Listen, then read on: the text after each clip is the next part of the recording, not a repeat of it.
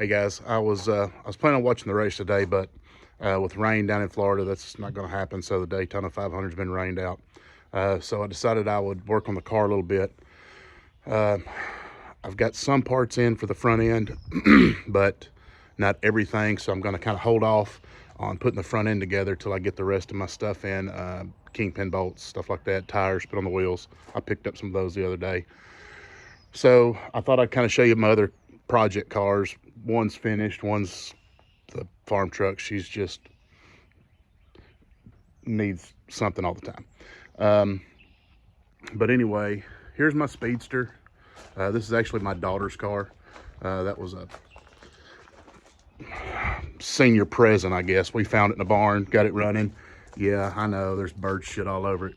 It's normally in the shop, but she's not right now because of the project car. Then we got the old farm truck here. She's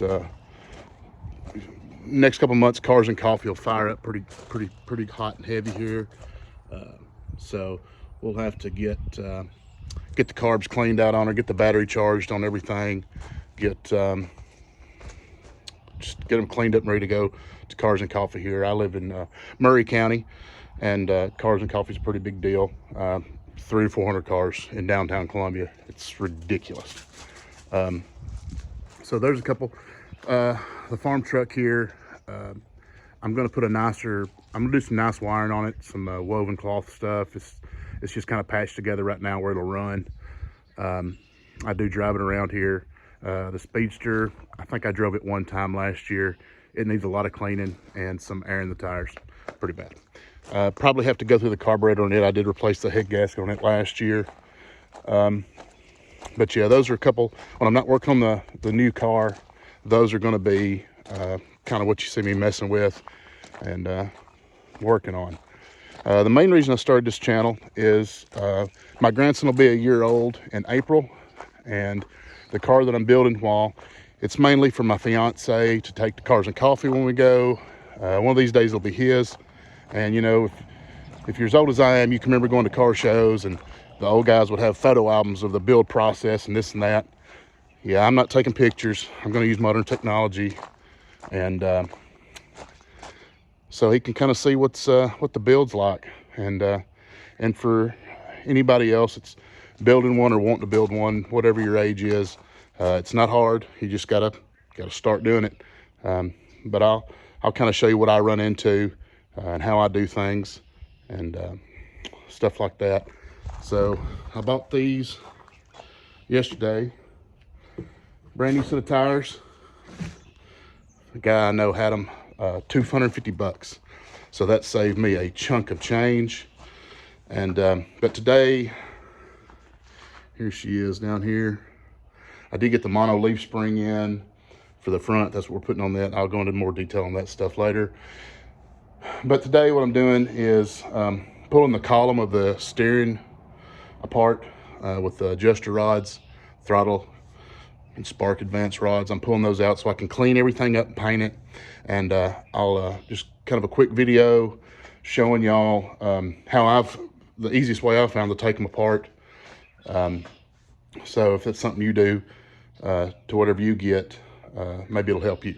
So let me go in here and get set up, and I'll show you how I take apart the tube on the steering column.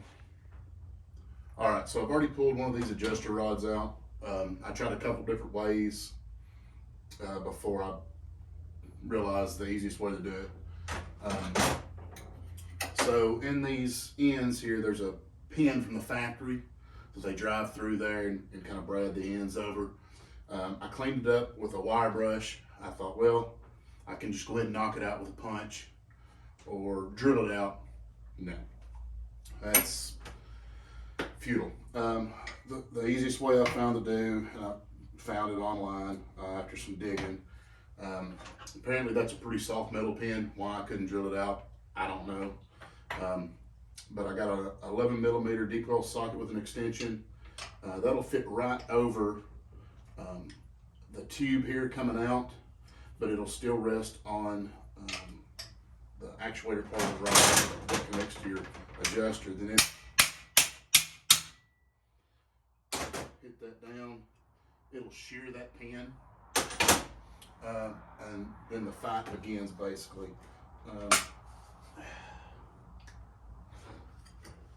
Yeah, just kind of, you got to work it back and forth.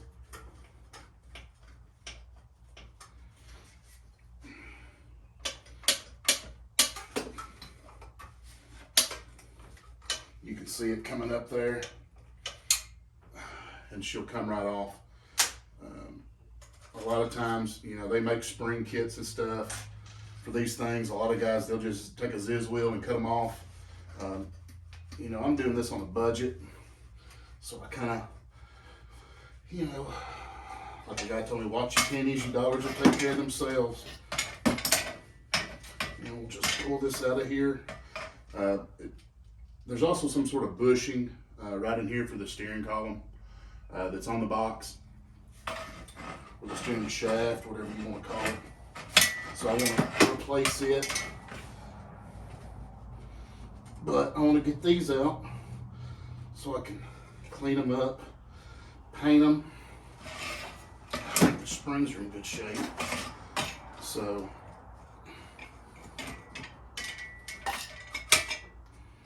just take some work. And I don't have any brake cleaner here.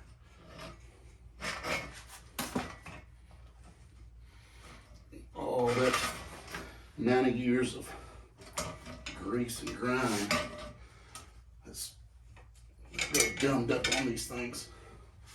Let me, bear with me.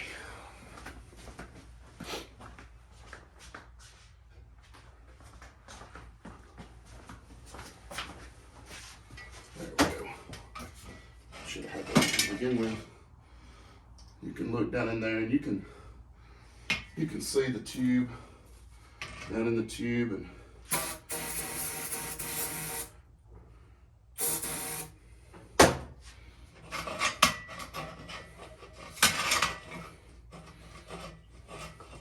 I found with these old cars, patience and heat, lots of brake cleaner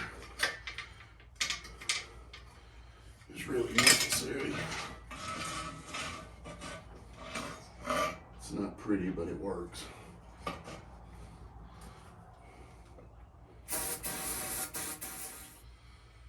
All right, I got it out. You can see this thing's just the rust, corrosion. I don't know if you can see here. This one, the pin just came out of the rod. The first one, it's still in there. I don't know if you can see that or not. So I'll have to get a small punch, knock that out, which is fine. The springs seem to be in pretty good shape. Again, I mainly pulled this apart so I could clean it, paint it. And I want to paint this. This will, looks like it was originally a gray color, which is the color of the car I'm building. So this will go back gray.